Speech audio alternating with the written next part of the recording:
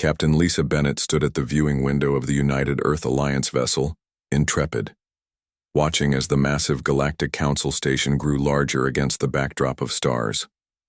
After years of distant communication, humanity was finally getting its chance to join the interstellar community.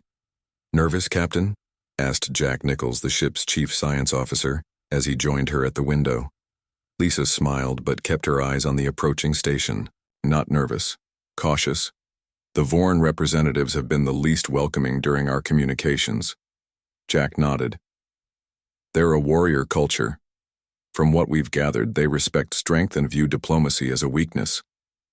Then we'll have to show them that humans have strength that doesn't always look like weapons," Lisa said. The Intrepid docked smoothly with the station, and Lisa assembled her diplomatic team in the airlock. Chief Security Officer Olivia Martinez performed one final check of their appearance.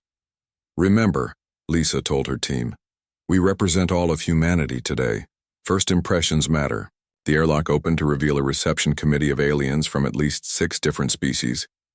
At the front stood a tall reptilian figure with iridescent scales and piercing yellow eyes. "Captain Bennett," the alien said in a surprisingly smooth voice. "I am Ambassador Krell of the Ashrani. Welcome to Harmony Station." Lisa stepped forward and bowed slightly. "Thank you for your welcome, Ambassador. We are honored to be here." As they walked through the station, Lisa and her team tried not to stare at the diverse alien life forms they passed. Some floated rather than walked. Others moved on multiple legs, and a few seemed to shift form as they moved. "The Council has assigned your delegation quarters in the diplomatic wing," Krell explained. "Tonight, there will be a formal reception, where you'll meet representatives from all 27 Council species." "We look forward to it," Lisa replied. "Some more than others," Krell added with a subtle change in tone. The Vorn delegation requested detailed information about human military capabilities. "They seem concerned about your species joining our ranks." Jack exchanged a glance with Lisa. This confirmed their suspicions about the Vorn. After settling into their quarters, the human delegation prepared for the reception. Communications specialist Alan Wright adjusted his formal uniform nervously. "I've studied all the major council languages," he said, "but I'm worried about offending someone with a wrong gesture or tone." "Just be yourself," Olivia advised. "They know we're new to this. Besides, they're just as curious about us as we are about them." The reception hall was enormous, with a transparent ceiling showing the stars above.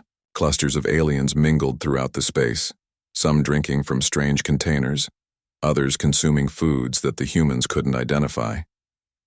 Lisa led her team into the room, and immediately felt dozens of alien eyes turned toward them. An aide announced their arrival, and conversations paused briefly before resuming at a higher volume. "Humans," a deep voice said from behind them. "At last we meet in person." Lisa turned to face a hulking figure with gray, leathery skin and 4 arms, each ending in 3-fingered hands. The alien wore what appeared to be ceremonial armor, decorated with symbols Lisa didn't recognize. "I am Kralzek, Ambassador of the Vorn Imperium," the alien said, looking down at Lisa with small dark eyes. "Captain Lisa Bennett of Earth," she replied, maintaining eye contact despite the Vorn's intimidating presence. "Thank you for supporting our invitation to join the council discussions." Kralzek made a noise that might have been a laugh. "Support is a strong word, Captain. We merely did not oppose your attendance. There is a difference." "Of course," Lisa said smoothly. "We hope to turn that neutrality into support through productive dialogue." The Vorn ambassador studied her for a moment. "Your kind is young, barely out of your gravity well. The council includes civilizations that were exploring the stars when your ancestors were still learning to use fire." Before Lisa could respond, a smaller alien approached them. This one had pale blue skin and huge black eyes that seemed to take up most of its face. "Ambassador Kralzek exaggerates, as Vorns often do," the blue alien said in a musical voice. "I am Talani of the Kulari Collective. We are most interested in human culture and adaptability." Kralzek growled softly. "The Kulari find everything interesting. They lack the wisdom to be cautious of potential threats. Is that how you see us? As a threat? Jack asked directly. Your history speaks for itself, Kralzek replied. No other species in the Council spent as much of their development killing their own kind. You developed nuclear weapons before you developed space travel. What does that say about human priorities? Lisa felt tension building among her team. This was exactly the kind of confrontation she'd hoped to avoid on their first day. It says, "We have much to learn," she answered carefully, "and we're here to do just that." Kralzek seemed unimpressed. He turned to Alan, who was standing quietly nearby. "You, what is your function?" "I'm Communications Specialist Alan Wright," he replied. "I study languages and facilitate clear understanding between different cultures." "A translator," Kralzek said dismissively. He reached for a drink from a passing server's tray and deliberately bumped Alan's arm, causing Alan's own drink to slosh toward a nearby console. With remarkable speed, Alan grabbed his napkin and caught the liquid before it could reach the delicate technology. He then quickly folded the wet napkin to contain the spill and slipped it into his pocket. "Sorry about that," Alan said calmly, as if nothing unusual had happened. Talani, the Kulari, had watched the entire interaction with evident fascination. "Impressive reflexes," the alien noted, "and resourceful use of available materials." Kralzek seemed annoyed that his provocation hadn't produced a stronger reaction. "Enjoy the reception," he said flatly before moving away. When he was out of earshot, Talani leaned closer to the humans. "Do not mind the Vorn. They respect only what they fear, and they fear what they do not understand." "And they don't understand us?" Jack asked. "No one does yet," Talani answered. "That is what makes you so interesting. Most species follow predictable evolutionary patterns in technology and culture. Humans are unexpectedly varied in your approaches." Throughout the evening, Lisa noticed how other alien delegations observed their team. Some approached with open curiosity, asking questions about Earth and human society. Others kept their distance, watching with what Lisa interpreted as caution. Near the end of the reception, Olivia pulled Lisa aside. "Captain, I've identified at least 3 different species taking detailed scans of our delegation. Not just visual, they're using devices to analyze our physiology, possibly our technology, too." "Understandable," Lisa replied. "We'd do the same if the situation were reversed." "There's more." Jack joined them, keeping his voice low. "I've been accessing public data terminals, looking at what information is available about Earth. The Vorn have been compiling extensive dossiers on our military history, weapons development, and conflict resolution patterns. They're looking for weaknesses," Olivia suggested. "Or trying to determine if we're a threat," Lisa countered. "Either way, we need to be careful. From now on, we assume everything we say and do is being monitored." As they left the reception, Alan fell into step beside Lisa. "Captain, did you notice how fascinated the Kulari were when I used my napkin to catch that drink?" "I did. Seemed like an overreaction to a simple reflex." Alan shook his head. "I don't think so. When I was talking with other Kulari delegates later, they kept asking about how humans repurpose objects. They seemed amazed by the concept of using things in ways they weren't designed for." Lisa considered this. "Make a note of that. It might be important." Back in their quarters, the human delegation gathered to share observations. Something was clearly happening beneath the surface of these diplomatic meetings, and Lisa had a feeling that humanity's future among the stars might depend on understanding exactly what that was. "Tomorrow," she told her team, "we start asking our own questions instead of just answering theirs." 3 weeks passed on Harmony Station. The human delegation worked hard to build relationships with the various alien species of the Galactic Council. Some meetings went well. Others, especially with the Vorn, remained tense. Captain Lisa Bennett sat in her temporary office reviewing reports from Earth when her tablet beeped with an urgent message. She tapped the screen and Chief Communications Officer Samantha Kelly's face appeared. "Captain, we're receiving a distress call from Horizon Colony." Samantha said, her expression serious. Lisa frowned. Horizon was one of humanity's newest mining colonies located near the edge of council space. Put it through. The screen flickered and showed a man with a dirt-streaked face. Explosions sounded in the background, and the image shook violently. This is Administrator Greg Collins of Horizon Colony. We're under attack by unknown vessels. They've destroyed our defensive systems and... The transmission cut off abruptly. Lisa was already moving. Alert the crew. We're leaving immediately. What about the council negotiations? Samantha asked. They'll have to wait. Our people need help. Within an hour, the Intrepid was pulling away from Harmony Station. As they prepared to jump to faster-than-light travel, a message came through from Ambassador Krell of the Ashrani. Captain Bennett, the Council strongly advises against entering the sector where Horizon Colony is located. That area is currently under dispute. With all due respect, Ambassador, Lisa replied, we have people dying there. We can't ignore their distress call. The Vorn delegation has suggested this could be a trap to lure Council ships into contested territory. Krell warned. Lisa's jaw tightened. Noted, but we're still going. Very well. May fortune favor your mission, Krell said before ending the transmission. Jack Nichols joined Lisa on the bridge. The Vorn think it's a trap? That's what they're saying, Lisa replied. The question is, whose trap do they think it is? The Intrepid jumped to FTL travel, and several hours later they arrived at Horizon Colony. The mining outpost was built on a small, rocky planet rich in rare minerals. From orbit, they could see multiple buildings on fire. Scan for life signs, Lisa ordered.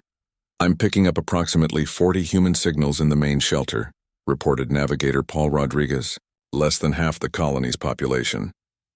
Any sign of the attacking ships? Negative, Captain. Whoever did this is gone. Lisa ordered a rescue team to the surface. She went with them, along with Security Chief Olivia Martinez and Medical Officer Heather Williams. What they found was devastating. The colony's buildings were mostly destroyed. Bodies lay in the streets. Those who had survived were huddled in an underground shelter, injured and terrified. Greg Collins, the colony administrator, met them at the shelter entrance. His arm was in a makeshift sling, and dried blood crusted on his forehead. Thank God. You came, he said. We thought we were all going to die. What happened? Lisa asked as Dr. Williams began treating the wounded. They came without warning, Collins explained. 6 ships, heavily armed. They disabled our communications first, then our defenses. They were after our mineral stores, especially the cadmium and lithium. Did you see who they were? Olivia asked. They wore sealed suits and helmets, but their ships? Collins hesitated. They looked a lot like Vorn design. The same angular hull structure, the same weapon configuration. Lisa and Olivia exchanged concerned glances. If the Vorn were attacking human colonies while pretending to negotiate with Earth, that was an act of war. Captain! Samantha's voice came through Lisa's communicator. We're detecting multiple ships approaching fast. Get everyone back to the ship, Lisa ordered. We're leaving. But it was too late. By the time the rescue team returned to the Intrepid, they were surrounded by 7 warships. The designs were unmistakably Vorn, but they carried no identifying markings. They're hailing us, Samantha reported. On screen, Lisa ordered, taking her captain's chair. The view screen showed a Vorn officer with dark gray skin and multiple scars across his face. He wore armor similar to what they'd seen at the council but without insignia. Human vessel, the Vorn said coldly. I am Sub-General Dreskor. You have entered restricted space. We responded to a distress call from our colony, Lisa replied. A colony that appears to have been attacked by Vorn ships. Dreskor's face showed no emotion. The Vorn Imperium has no knowledge of any attack. These accusations are typical of your species, always looking to blame others for your failures. Then explain why you're here, Lisa challenged. This sector is monitored for unauthorized incursions. Your presence triggered our response. The Vorn leaned closer to the screen. My ships detect that your weapon systems are active. This is a hostile act, Jack whispered to Lisa. Our defensive systems automatically powered up when we detected their approach. Standard protocol. Lisa nodded slightly before addressing Drezkor again. We activated standard defensive measures when unidentified vessels approached. We have no hostile intentions. Deactivate all systems immediately or we will consider it an act of aggression, Drezkor demanded. Lisa hesitated. Turning off their defenses would leave them completely vulnerable, but refusing might start a battle they couldn't win. Very well, she finally said. Powering down weapon systems. She signaled to Jack, who reluctantly carried out the order. As soon as their weapons went offline, a strange energy pulse swept over the Intrepid. Captain, Engineer Daniel Conway shouted from his station. They're using some kind of dampening field. All our primary systems are failing. The lights flickered, and several control panels went dark. Drezkor's face showed the Vorn equivalent of a smile. Now, Captain Bennett, we will discuss the real reason humans are not welcome in our part of space. What is the meaning of this? Lisa demanded. We are on a peaceful mission. The Council is not here, Drezkor interrupted. And they will only know what we tell them happened. Perhaps your ship suffered a catastrophic engine failure. Such a tragedy. Lisa realized with growing horror that this had indeed been a trap, not to lure Council ships as Krell had suggested, but specifically to lure a human ship. What do you want? She asked. Your species represents a threat to galactic stability, Drezkor stated. You are unpredictable, violent, and dangerously innovative. The Council may be blind to this danger, but the Vorn are not, Daniel whispered, urgently to Lisa. Captain, we still have minimal power to some auxiliary systems. The atmospheric regulators are still online. Lisa didn't understand why that mattered, but she trusted her engineer. She needed to buy time. If you destroy us, Earth will know, she told Drezkor.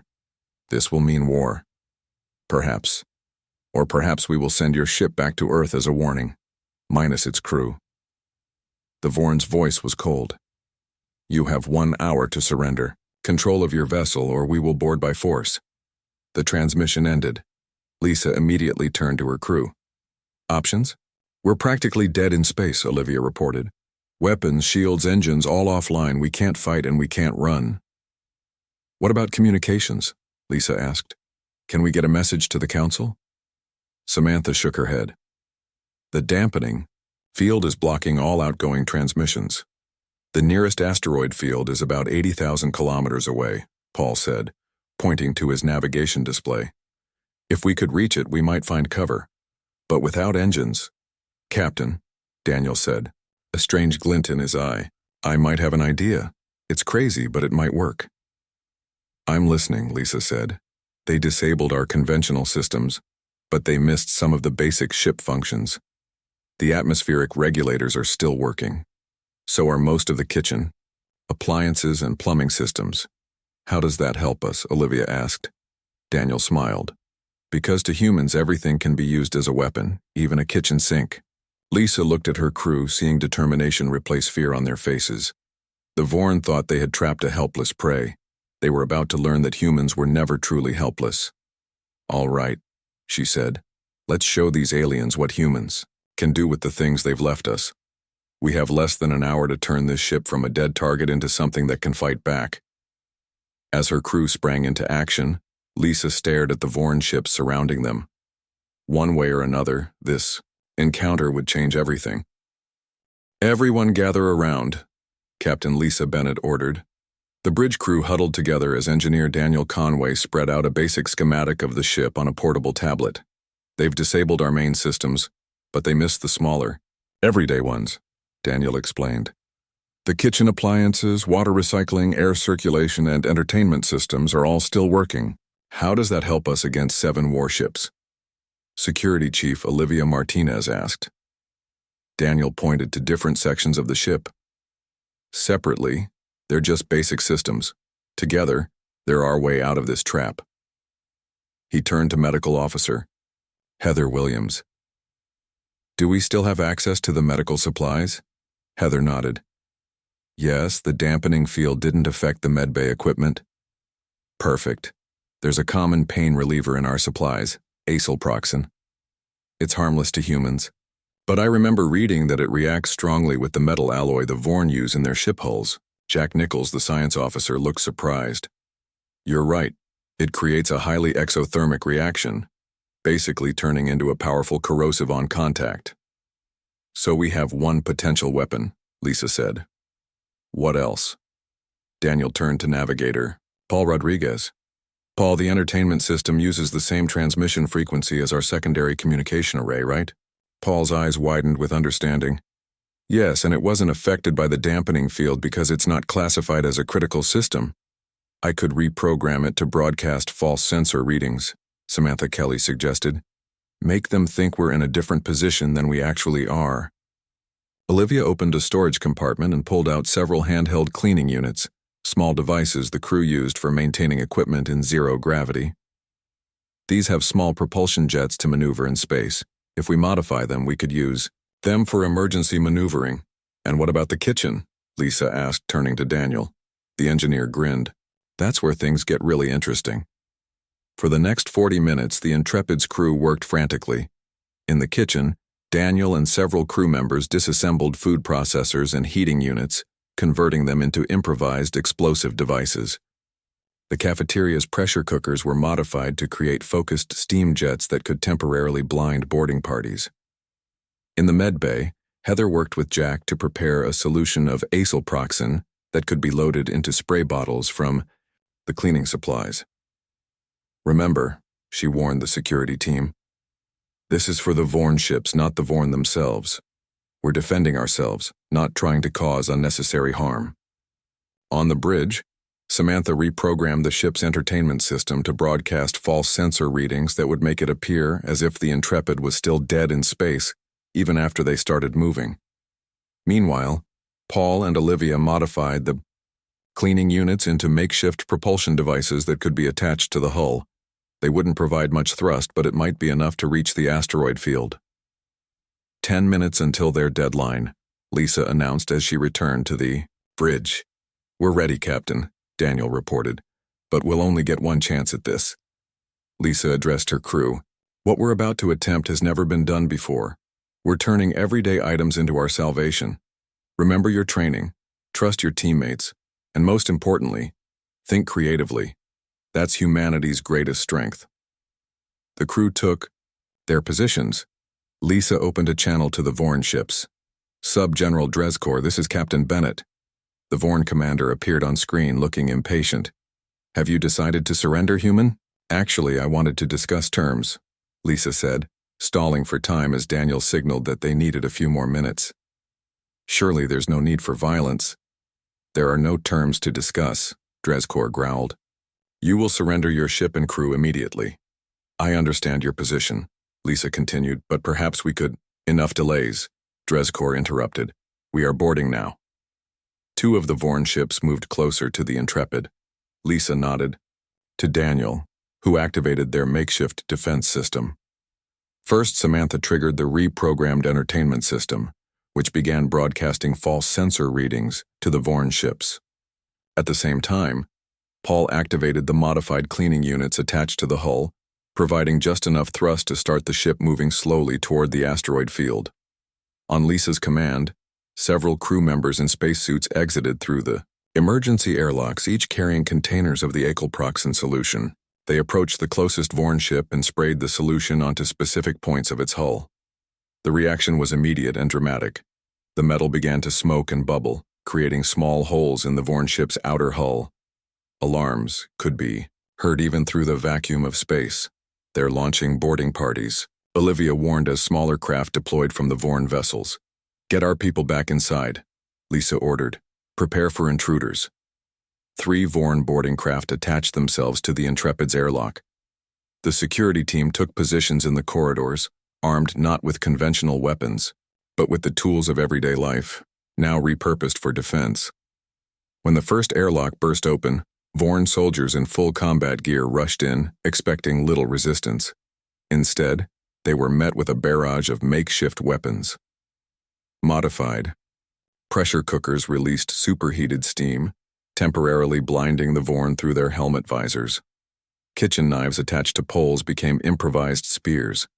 Even musical instruments from the recreation room had been transformed. A guitar reinforced with metal strips became a surprisingly effective club. The Vorn soldiers, trained to fight against standard military equipment, were confused and disoriented by these unusual weapons. They hesitated, giving the human defenders a crucial advantage. On the bridge, Lisa watched their slow progress toward the asteroid field. "How much longer until we reach cover?" "At this rate, about 15 minutes, Paul reported. "But the Vorn are starting to realize we're moving." One of the larger Vorn ships fired a warning shot across their bow. The message was clear: "Stop," or "Be destroyed." "They're figuring out our trick," Samantha warned. "The entertainment system can't fool their sensors much longer." Lisa made a quick decision. "Launch the kitchen explosives." Daniel activated the improvised explosive devices they had placed around the exterior of the ship. The modified food processors and heating units detonated in sequence, creating a series of small explosions that, while not powerful enough to damage the Vorn ship significantly, created a debris field and sensor interference. In the confusion, Paul activated all remaining cleaning units at once, giving the Intrepid a final push toward the asteroid field. "We've got incoming," Olivia shouted as more Vorn boarding parties breached different sections of the ship. In the mess hall, a group of crew members found themselves cornered by Vorn soldiers. With no weapons nearby, a young engineer named Kelly grabbed a container of salt and threw it into the air, creating a cloud that temporarily blinded the Vorn's sensitive eyes. His colleagues used the distraction to overturn tables and create barricades. In another section, a crew member used the ship's fire suppression system to fill a corridor with foam, slowing the Vorn advance. Others used kitchen utensils, tools from the maintenance bay, and even parts of their own uniforms as improvised weapons. As the fighting intensified, a new ship appeared on their sensors. "Captain," Samantha called out, "there's another vessel approaching. It's Kolari." A sleek blue-tinted ship moved smoothly between the Intrepid and the Vorn vessels. A transmission came through. "Intrepid, this is Ambassador Talani of the Kolari. We monitored your departure from Harmony Station and followed out of concern. What is happening here?" Lisa quickly explained the situation. The Kolari ambassador listened, then addressed both the humans and the Vorn. "This incident will be reported to the full council. All hostilities must cease immediately." With witnesses now present, Drezkor had no choice but to withdraw. "This is not over," he warned, before cutting communication. As the Vorn ships pulled back, the crew of the Intrepid finally allowed themselves to breathe. They had survived not through superior firepower or advanced technology, but through human ingenuity and the ability to see potential weapons in everyday objects. Ambassador Talani requested permission to come aboard.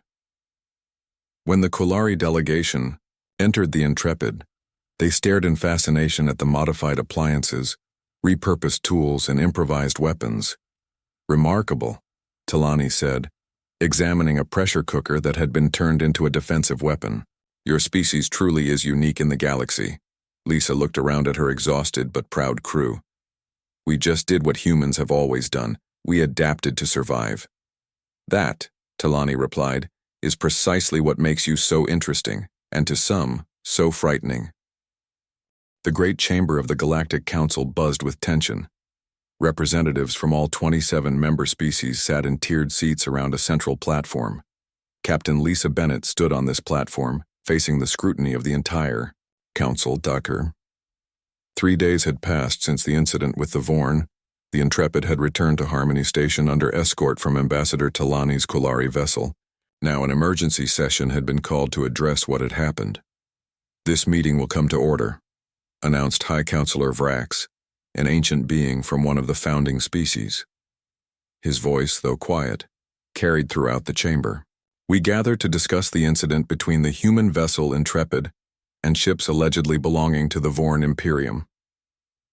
The Vorn delegation, led by Ambassador Kralzek, sat stiffly in their section. Sub-General Drezkor was noticeably absent. "Ambassador Kralzek will present the Vorn position first," Vrax declared. The large Vorn rose and moved to the central platform. Honorable Council, he began. What occurred was not an incident, but a clear demonstration of why humans represent an unprecedented danger to our galactic community. Kralzek activated a holographic display that showed scenes of Earth's wars and conflicts throughout history. This species spent millennia perfecting the art of killing their own kind. Their technological development has been driven primarily by warfare. Images flashed of human weapons through the ages, from stone axes to nuclear missiles. But this is not why we oppose their inclusion in our council. The hologram changed to show footage taken from the Vorn boarding parties on the HFY Intrepid. This is the true danger, Kralzek continued. Observe how these humans turned cooking devices, medical supplies, and cleaning equipment into weapons. They created explosives from food processors. They weaponized common chemicals from their medical bay. The footage showed human crew members defending themselves with improvised weapons. No other species thinks this way, Kralzek stated. Other creatures see tools as having specific purposes. Humans see everything as a potential weapon. Murmurs spread through the chamber as council members watched the footage with mixtures of concern and fascination. We maintain that the human ship violated restricted territory, Kralzek concluded. The response was a standard security measure. Those involved acted without official Vorn authorization, which is why Sub-General Drezkor has been relieved of his command pending investigation. However, the incident reveals the fundamental danger humans pose. A species that can turn anything into a weapon cannot be trusted. When Kralzek returned to his seat, High Counselor Vrax turned to Lisa. Captain Bennett, you may present the human perspective. Lisa stepped forward, her face calm despite the tension in the room. Thank you, High Counselor. She looked around at the assembled aliens, making eye contact with as many as possible. Ambassador Kralzek is correct about one thing. Humans can find ways to use ordinary objects as tools of defense when necessary, but he misunderstands why. Lisa picked up a simple drinking cup from the podium. To the Vorn, this is a cup. It serves one purpose. To humans, this is primarily a cup, but in an emergency it could be a scoop to bail water, a container to hold small items, a magnifier when filled with water, or yes, even a weapon if absolutely necessary. She set the cup down. This adaptability doesn't come from violence, it comes from problem solving. Lisa activated her own holographic display, showing images of human innovations in medicine, agriculture, and space exploration. Throughout our history, we've had to overcome resource limitations, environmental challenges, and unexpected problems. We learned to see the potential in everything around us, not just for violence, but for survival and progress. Lisa turned to face the Vorn delegation directly. We didn't attack your ships. We responded to a distress call from our colony, which had been devastated by ships matching Vorn designs. When surrounded and disabled, we defended ourselves using what we had available. We caused minimal damage and took no lives. She returned her attention to the full council. What you're seeing isn't a species obsessed with weapons. You're seeing a species that refuses to give up, that finds solutions where others see none. The chamber grew quiet as the council members considered her words. Then another figure approached the platform, Ambassador Talani of the Kulari. Where Kulari Collective requests permission to present relevant information, Talani announced. Granted, High Counselor Vrax replied. Talani activated a new holographic display. For the past 3 standard cycles, Kulari researchers have been studying human culture with their permission. Our findings provide important context for this discussion. The display showed human children playing with building blocks, creating structures the blocks weren't specifically designed to make. It showed human engineers repurposing old technology for new uses. It displayed artwork made from discarded materials.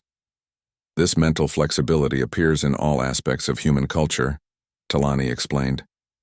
Their literature, entertainment, and engineering all demonstrate the same pattern. Humans don't see things for what they are, but for what they could be. Talani's display showed a timeline of human technological development. Many council species took thousands of years to advance from simple tools to space travel. Humans did it in a fraction of that time, not because they focused on weapons, but because they constantly reimagined the potential of what already existed. The Kulari ambassador turned to the Vorn delegation. What you fear is not human violence, but human creativity. They don't see dedicated weapons because they see potential in everything. This is why Subgeneral Drezkor's trap failed. He removed what he recognized as weapons without understanding that to humans, everything has multiple uses. The council chamber erupted in overlapping conversations as the representatives discussed these revelations. Some appeared troubled, others fascinated. High Counselor Vrax raised his hand for silence. We have heard multiple perspectives on this issue, Vrax said. Before we deliberate further, does anyone else wish to speak? A tall human man stepped forward from the Earth delegation. I am Ambassador Eric Douglas from Earth. I would like to propose a compromise. Proceed, Vrax allowed. Ambassador Douglas joined Lisa on the platform. Honorable Council, what you have witnessed today is a fundamental difference in thinking between species. This difference doesn't have to be a source of fear, it can be an opportunity. He gestured to the diverse representatives. Each species in this council brings unique strengths. The Thalasi understand aquatic environments in ways others cannot. The Draxi have unmatched mathematical abilities. The Vorn excel in strategic thinking and discipline. Douglas paused, making eye contact with Kralzek. Humans offer adaptability and innovative problem-solving. We don't ask to join as a military power. We propose to join as innovation specialists, helping solve the Council's most pressing scientific and logistical challenges. The suggestion created a new wave of discussion among the Council members. Even some of the Vorn representatives appeared to be considering the idea. High Counselor Vrax raised his hand again. This proposal merits consideration. The Council will now deliberate in private. Captain Bennett, Ambassador Douglas, and all witnesses to the incident will remain available for questions. As the Council members moved to their private chamber, Lisa turned to Eric. Do you think they'll accept the compromise? Some will, some won't, Eric replied. The Vorn are divided. Did you notice? Not all of them supported what Drezkor did. I noticed, Lisa agreed. And the Kulari are strongly in our favor. Talani approached them. Your proposal was wise, Ambassador Douglas. It gives those who fear human adaptability a way to see it as an asset instead. Will it be enough? Lisa asked. The Kulari's large eyes blinked slowly. The Council has existed for thousands of years by finding ways for different species to work together despite their differences. But never have they encountered a species quite like yours. Is that good or bad? Eric wondered. It is simply new, Talani replied, and in the galaxy new things are both exciting and frightening. As they waited for the Council's decision, Lisa looked around at the chamber with its blend of technologies from dozens of worlds. She hoped the Council would see that human adaptability could strengthen this diverse community rather than threaten it. What happened next would determine humanity's place among the stars. 6 months passed since the Council's decision. Humanity had been accepted into the galactic community, not as a full member yet, but as innovation partners. Human specialists were now stationed throughout Council space, helping solve problems that other species had struggled with for generations. Captain Lisa Bennett, now Ambassador Bennett, stood at the window of her new office on Harmony Station. The view of stars and passing ships still amazed her every day. A soft chime announced a visitor. Enter, Lisa called. Engineer Daniel Conway walked in, looking much more comfortable in his civilian clothes than he had in his uniform. Ambassador, he said with a small smile and a mock bow. It's still just Lisa to you, Daniel, she replied, gesturing for him to sit. How's the Thalasi Energy Project going? Daniel's eyes lit up with excitement. We solved it. Their underwater cities have been struggling with power distribution for over 300 years. We adapted Earth's deep-sea cable technology and combined it with their mineral resources. The entire system will be upgraded within a year.